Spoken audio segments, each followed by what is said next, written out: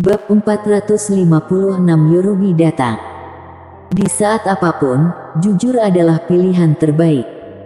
Terutama saat ini, mau bagaimanapun Keita menjelaskan pada Devan, tidak mungkin dia bisa menutupi rasa malunya. Katakan saja yang sebenarnya. Kalau dia suka pada Devan.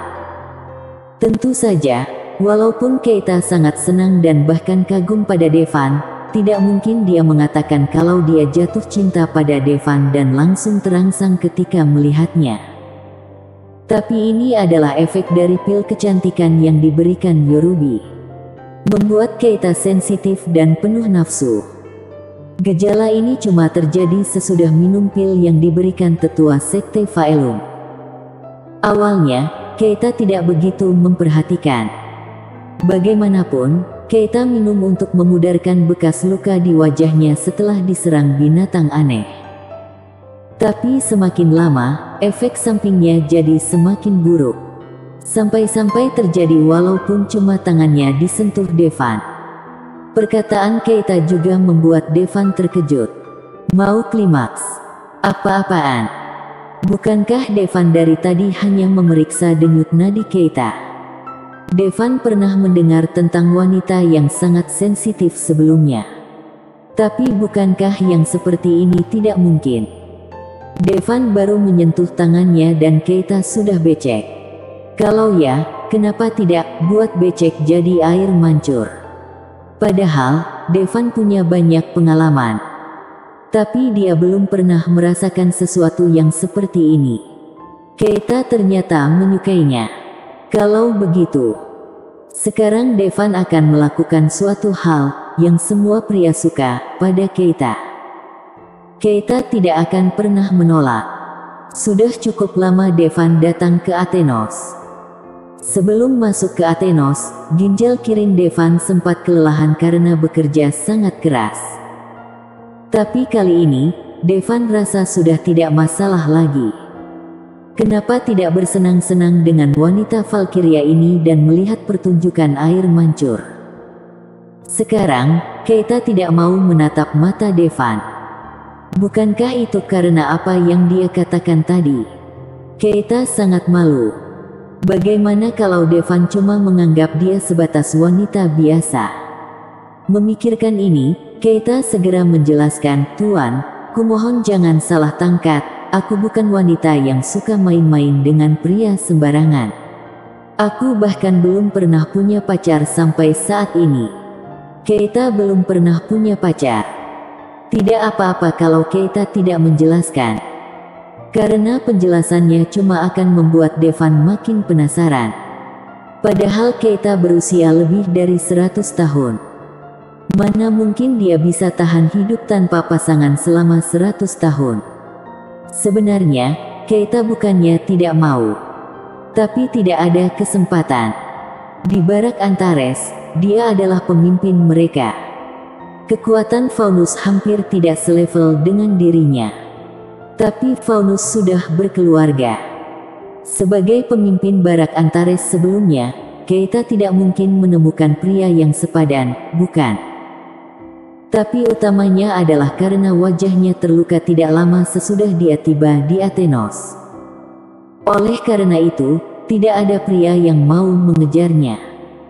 Meskipun tetua Faelum mengambil banyak wanita dari Barak Antares, mereka tidak pernah mengambil Keita. Dia bahkan sudah menyerah untuk mencari pasangan. Hingga beberapa bulan lalu, seorang tetua dari sekte Faelum memberinya pil kecantikan. Memberinya peluang untuk mengembalikan penampilannya. Saat ini ada seseorang yang terbang menunggangi binatang aneh. Yurasi berlutut di depan orang itu sambil berkeringat deras. Dia sudah berusaha hampir sepanjang hari, tapi tuannya bahkan tidak memandang dia. Dia hanya bisa menghela nafas dalam hatinya. Tampaknya guru sudah semakin tua. Tapi sebenarnya, yang tidak Yurasi tahu adalah, pikiran Yorubi tertuju pada wanita Valkyria Antares. Tentu saja, dia tidak tertarik Yurasi. Meskipun saat pertama Yorubi bertemu wanita Valkyria Antares, masih ada bekas luka yang mengerikan di wajahnya. Tapi sekilas dia tahu kalau wanita ini sebenarnya cantik. Kalau tidak ada bekas luka di wajahnya, dia pasti akan terlihat sangat cantik. Dia beberapa kali lebih cantik dari murid kesayangannya, Yurashi. Terutama bentuk tubuhnya, sangat seksi. Ketika memakai pakaian tradisional dari Antares, pasti akan terlihat cantik. Saat ini, Yorubi sudah sedikit tidak sabar. Perubahan wanita Valkyria Antares pasti tidak mengecewakan sesudah minum pil kecantikan. Di kamar pemimpin Barak Antares. Ruangan ini awalnya ditempati oleh Keita. Tapi kini, sudah menjadi kamar Devan. Meski begitu, barang-barang di dalamnya belum diganti, sebagian besar masih milik Keita. Sesudah tahu kalau Keita masih perawan, Devan langsung menelan ludahnya. Dia menggendong Keita. Kemudian, Devan baru melihat kursi itu benar-benar basah. Wow, menarik sekali. Meski hatinya sudah menyerah, Keita masih sangat malu hingga ia membenamkan kepalanya di pelukan Devan. Semuanya akan terjadi seperti keinginan mereka berdua. Tapi, pada saat ini, suara nyaring terdengar di Barak Antares. Pemimpin Barak Antares, keluarlah dan cepat temui aku. Mendengar suaranya, Keita tiba-tiba kaget. Tentu saja dia tahu siapa itu. Itu adalah tetua dari Sekte Faelum. Dia, seorang Master Nyot. Meski begitu, Keita memang tahu balas dendam Sekte Faelum pasti akan datang. Tapi ternyata, datang secepat ini.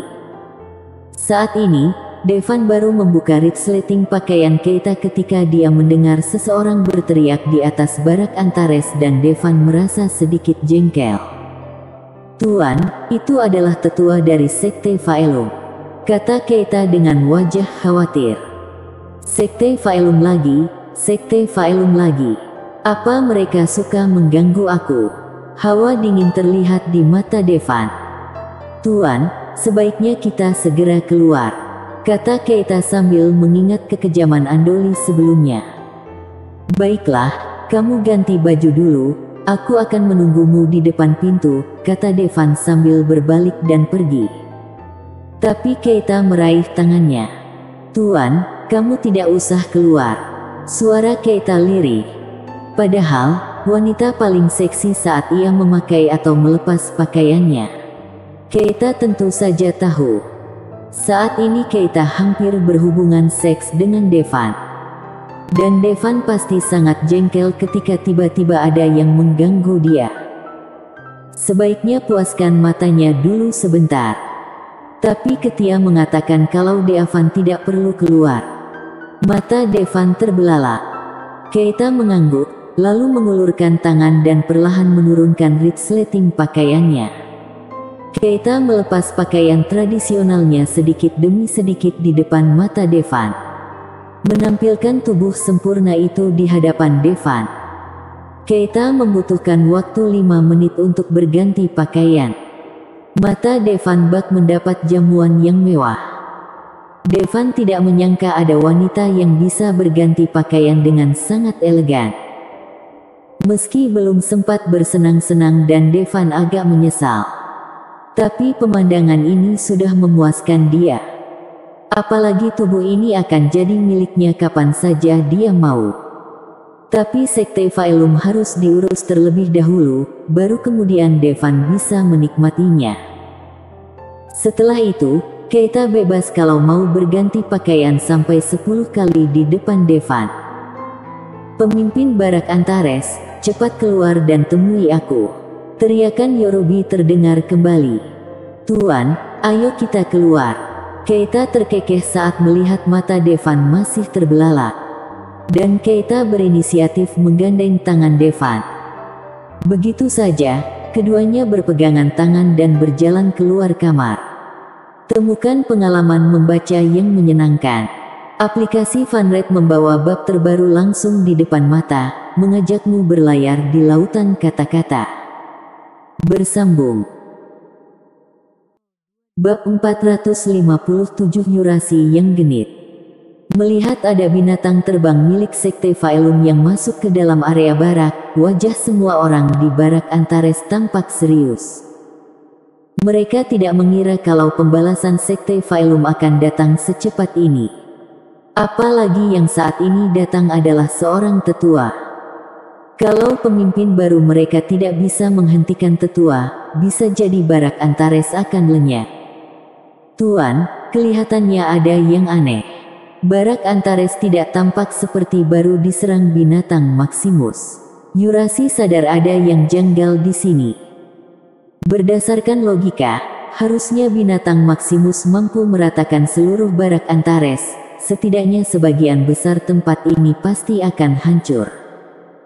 Tapi apa yang mereka perhatikan sekarang adalah barak Antares masih berdiri. Bukankah binatang Maximus yang menyerang? Yorobi juga merasa ada yang tidak beres. Kalau bukan karena binatang Maximus, mana mungkin Andoli dan yang lainnya bisa mati? Supaya tahu apa yang terjadi, mereka harus tunggu sampai wanita Valkyria dari Antares itu keluar supaya dia bisa menjelaskannya. Berlutut, teriak Yurasi saat dia memperhatikan kalau tidak ada satupun orang di barak Antares yang berlutut di hadapan mereka. Dia jadi agak marah. Pemimpin kita mengatakan kalau mulai dari hari ini, kita tidak usah lagi tunduk saat bertemu siapa saja, kata seorang pria Antares dengan tiba-tiba. Beraninya pemimpin kalian mengatakan hal sebodoh itu. Yurasi mendengus dan berjalan menuju orang yang bicara barusan. Dia langsung menendang lutut orang itu. Terdengar bunyi pat yang keras dan tubuhnya langsung jatuh dalam posisi berlutut. Kalau aku menyuruh kamu berlutut, kamu harus berlutut, ucap Yurasi dengan sombong. Yurasi juga menginjak wajah orang itu. Dia mendengus, sekarang, jilat alas sepatuku sampai bersih. Sesudah itu baru aku mau memaafkan kamu karena sudah tidak hormat kepadaku.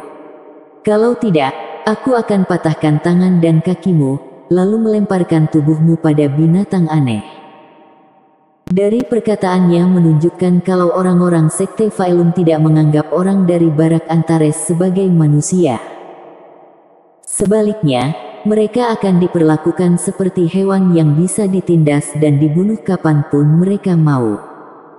Dan hewan tidak boleh melawan majikannya. Mata pria tadi menunjukkan kesedihan yang mendalam. Tapi supaya bisa tetap hidup, dia harus melakukan perintah Yurasi. Melihat wajah pria itu perlahan mendekati alas sepatunya, Yurasi terlihat sangat senang. Dia suka ketika dia bisa merasa lebih kuat dari orang lain dan bisa menindas mereka. Tunggu. Saat ini, dua sosok muncul di depan Yurasi. Itu Devan dan Keita. Melihat pria Antares yang lututnya patah dan hampir menjilat sol sepatu Yurasi, Devan dan Keita langsung mengerutkan kening. Dan saat Yorobi melihat mereka berdua, ekspresinya langsung menjadi muram. Sebab, saat ini Keita sedang berpegangan tangan dengan seorang pria dan jari mereka masih saling bertautan. Orang-orang Antares juga sedikit kaget melihat ini. Namun mereka tidak begitu terkejut. Devan dan Keita sama-sama berbakat dan punya wajah rupawan, mereka pasangan yang sempurna.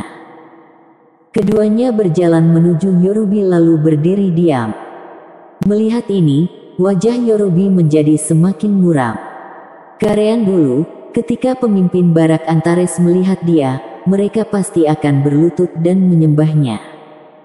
Tapi kali ini, Keita tidak berlutut. Dia bahkan tidak menyapa. Tapi, saat ini bekas luka jelek di wajah Keita sudah hilang. Kulitnya juga menjadi sangat halus dan cerah. Rupanya, dia sudah minum pil kecantikan. Tapi, wanita yang sudah dia incar justru diambil orang lain. Padahal harga dari pil kecantikan juga tidak murah. Butuh usaha keras untuk mendapatkannya. Hatinya tiba-tiba menjadi sangat marah. Di sisi lain, Yurasi yang berada di samping Yorubi terlihat gembira. Di luar dugaan, wanita yang tuannya tunggu-tunggu saat ini sudah dimiliki pria lain. Ini jadi semakin menarik. Beraninya dia mencuri wanita dari tuannya. Keita, kenapa kamu tidak berlutut saat bertemu aku? Yorubi bertanya dengan dingin. Kenapa dia harus berlutut padamu? Bukan Keita yang menjawab, tapi Devan berbicara lebih dulu. Kenapa? Karena dia adalah budakku dan semua orang di seluruh Barak Antares juga budakku. Ucap Yorubi dengan sombong. Kalau begitu mulai hari ini mereka tidak akan jadi budakmu lagi, kata Devan dengan tenang. Nah, kamu tidak usah sok berani. Kamu pikir kamu ini siapa? Yorubi menyipitkan matanya dan menatap Devan. Jelas sekali, saat ini Devan sudah masuk dalam daftar orang yang harus dibunuh. Alasan kenapa dia belum menyerang Devan adalah karena Yorubi belum punya ide bagaimana cara menyiksa Devan agar Devan mati dalam kesakitan yang luar biasa. Aku Devan Armot, jawab Devan dengan enteng. Mendengar nama Devan, wajah Yorubi langsung pucat. Kemudian, dia berbalik dan lari. Tapi Yurasi belum bereaksi sama sekali. Devan Armot. Dia sepertinya pernah mendengar nama ini sebelumnya. Apa ini Devan yang membunuh 3 tetua sekte Faelum dan memaksa tetua yang lain memotong tangannya sendiri? Pantas saja, Andoli dan yang lainnya tewas, meskipun tidak ada binatang Maximus di sini. Yurasi melihat ke belakang. Dia melihat Yorubi sudah melarikan diri. Tuan, selamatkan aku. Yurasi sudah mendengar tentang kekejaman Devan. Konon tetua Zelgi, wanita tercantik di sekte Faelum, dibunuh tanpa ampun oleh Devan. Oleh karena itu Yorubi ketakutan saat mendengar nama Devan. Dia langsung melarikan diri tanpa sempat berpikir untuk terbang dengan binatang anehnya. Dia takut kalau berlama-lama, dia akan dibunuh dengan tangan Devan. Yurasi bingung. Jelas, tuannya tidak bisa diandalkan. Maka dia hanya bisa mengandalkan diri sendiri. Yurasi masih sangat percaya diri dengan penampilannya. Meski dia tidak secantik wanita Valkyria Antares di sebelah Devan. Tapi dia cukup cantik. Lalu menatap Devan dengan senyum menawan di wajahnya. Aku sudah lama mendengar kalau Tuan Muda Armot adalah orang yang berbakat dan kamu adalah yang terhebat di antara banyak master. Ketika aku melihatmu sekarang, sepertinya kamu memang luar biasa. Ada pepatah yang mengatakan, orang baik tidak boleh dipukuli. Yurasi akan mencoba memuji Devan dulu. Dia tidak percaya kalau Devan benar-benar orang yang kejam. Bibir Devan tersenyum ketika mendengar ini dan dia berkata, "Oh, kamu sudah mendengar tentang aku. Lalu apa kamu juga pernah dengar kalau aku bisa membunuh orang tanpa mengedipkan mata?" Perkataan Devan membuat Yurasi gemetar. Saat berikutnya, dia berlutut tepat di depan Devan. Menatap Devan dengan ekspresi sedih. Devan menjadi sedikit mual saat menatap wanita di hadapannya yang sengaja memancarkan aura penggoda. Dia berjalan mendekati Yurasi dan mengulurkan tangannya ke wajah Yurasi. Melihat ini, Keita menggigit bibirnya erat-erat. Meski demikian, memang banyak master yang punya lebih dari satu wanita. Tapi apa secepat ini? Keduanya bahkan belum sempat tidur bersama. Saat melihat ini, wajah Yurasi menunjukkan sedikit kegembiraan. Dia tahu bahwa nyawanya akan selamat. Yurasi bahkan berinisiatif menjulurkan kepalanya ke depan. Rasanya ingin sekali ia menaruh dagunya ke tangan Devan. Harus diakui kalau wanita ini tahu apa yang pria inginkan. Ketika seorang pria menepuk-nepuk tubuhnya, Yurasi akan tahu kalau itu waktunya berganti posisi. Plak. Tapi, pada saat ini, sebuah tamparan tiba-tiba menghantam wajahnya. Devan tanpa ragu menamparkan Yurasi. Pada saat yang sama, Yorobi berlari sekuat tenaga sambil menggunakan giok komunikasi untuk menghubungi ketua sekte Faelum. Ketua sekte, Devan ada di sini. Semua tetua sekte Faelum akan pergi bersamaku untuk membunuh Devan. Ketua sekte Faelum segera memberi perintah. Bersambung.